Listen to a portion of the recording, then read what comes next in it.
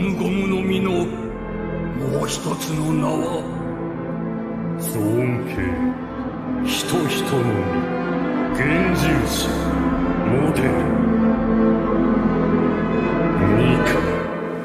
L'anime le plus suivi, le plus vendu de ces dernières années n'a pas fini de nous choquer. Je parle bien de One Piece. De nombreux secrets sont encore à dévoiler. Et ça à tous, aujourd'hui, comme vous avez pu le voir dans le titre, on va parler du lien entre Joy Boy et Luffy. Avant de commencer, je tiens à préciser que cette vidéo contient du spoil.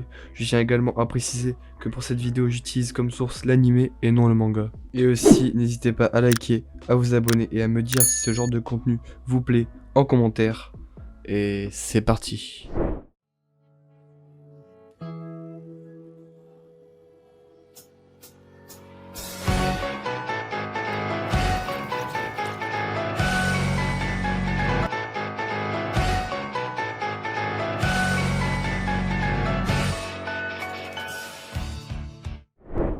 Tout d'abord, posons-nous la question, qui est Joy Boy? Ou plutôt, quoi? En effet, Joy Boy est cité de nombreuses reprises dans l'œuvre. Il est notamment cité sur le poneglyphe sur l'île des hommes poissons. Il est cité par ailleurs de nombreuses fois dans l'arc Wano. Dans l'œuvre, Joy Boy est le nom donné à un personnage ayant vécu dans le siècle oublié, il y a donc 800 ans. C'est notamment lui qui a adressé une lettre d'excuse aux hommes poissons sur le poneglyphe sur leur île. Dans la mythologie, Joy Boy est présenté comme un dieu connu pour son sourire et pour résoudre les problèmes de l'humanité en jouant de son tambour. Cela ne vous rappelle-t-il pas quelqu'un?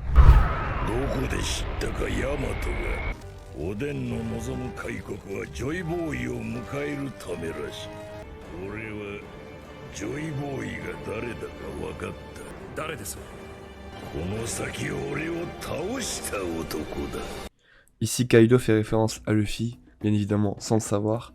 Luffy représenterait la réincarnation ou le nouveau Joy Boy, et est lié à lui par son fruit du démon, le Gomu Gomu no Mi, qu'il a éveillé sous sa forme Nika. Lors de son éveil, on entendit des tambours, nous rappelant la mythologie vue précédemment. Nika traduit par le mot sourire et Joy Boy traduit par le mot garçon joyeux, ce qui nous rappelle les principales caractéristiques de Luffy, souriant et joyeux. Ces deux noms sont en réalité la même personne. De plus, lors de la bataille opposant Kaido et Luffy, quand Luffy a éveillé son fruit, Zunesh, l'éléphant, l'a appelé Joy Boy. Cela explique également la communication possible entre Luffy et Zunesh.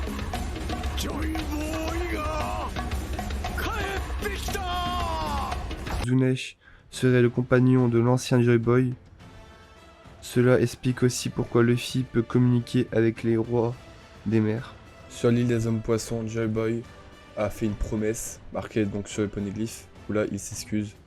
Et dans l'histoire, Luffy a refait également une promesse aux îles poissons. Coïncidence? Je ne sais pas. De plus, dans le flashback d'Oden, Roger dit qu'il aurait aimé naître à son époque et que Joy Boy a laissé un incroyable trésor. Son nom est mentionné par l'empereur Kaido quand Luffy tombe à la mer depuis le sommet du crâne d'Onigashima. Kaido considère qu'il n'est pas à la hauteur d'être Joy Boy. King a eu plusieurs conversations avec Kaido au sujet de Joy Boy. King semble penser que Kaido pourrait être Joy Boy. Il y aurait aussi également un lien entre Joy Boy et Laugh Tale, car Joy Boy signifie garçon joyeux et Laugh Tale l'histoire du rire. Joy Boy doit également être lié à la famille Kozuki, car c'est la famille Kozuki qui ont écrit les poneglyphes. Tout ça mène quand même bizarrement à de nombreuses conclusions, de nombreux liens avec Luffy. C'est extrêmement bizarre, parce que personne souriante comme Luffy, un peu qui délivre toutes les personnes comme Luffy, la promesse des îles poissons comme Luffy, le lien avec la famille Kozuki comme Luffy. Donc vraiment c'est le lien, on dirait en fait c'est le Joy Boy, mais 800 ans après, un nouveau Joy Boy. Et c'est un peu ça en fait l'histoire, je pense. Nous ne connaissons que très peu au sujet de l'ancien Joy Boy, donc ce qui va suivre ne sera que des suppositions et des déductions.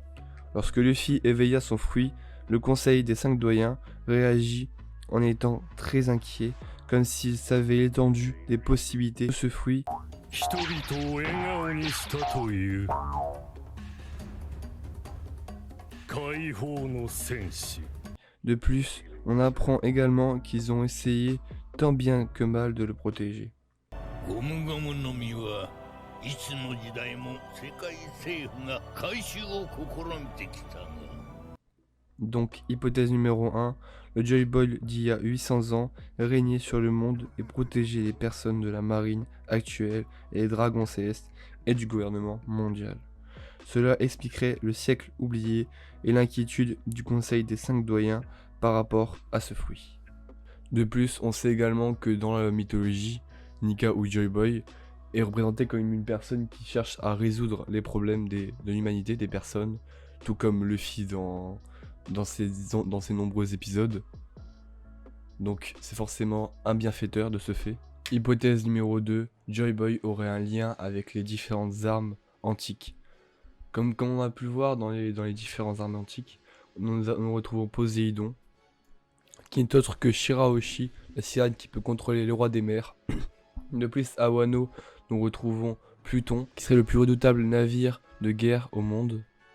Il se trouve en dessous de Wano. 麓の洞窟の高台だ。さらにはこのもっと地下に古代兵器プルトンが眠っているという。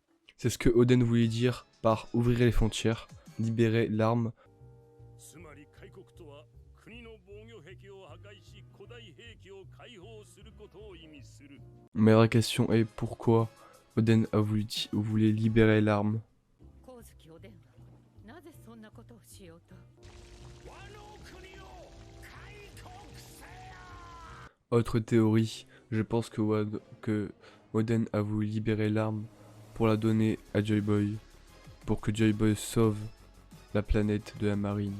Car Oden et l'équipage de Roger auraient découvert les secrets du siècle oublié, qui auraient fait changer la vision et auraient voulu se révolter contre la marine. Le royal combat ne serait-il pas la révolution, avec les révolutionnaires, de se battre pour la liberté, de se battre contre la marine et contre les dragons célestes? Mais qui est réellement Joy Boy, l'ancien Joy Boy ou le nouveau Joy Boy? Quel est le lien avec ce fruit, avec le fruit du Gomu Gomu no Mi? Pourquoi se transforme-t-il en forme Nika? Toutes ces questions, d'où viennent les fruits du démon? Toutes ces questions, je n'ai pas la réponse pour vous. N'hésitez pas les gars à débattre en commentaire, votre avis m'intéresse, vos théories également. Et on se retrouve pour une prochaine vidéo. C'était Megaming. Ciao. Peace.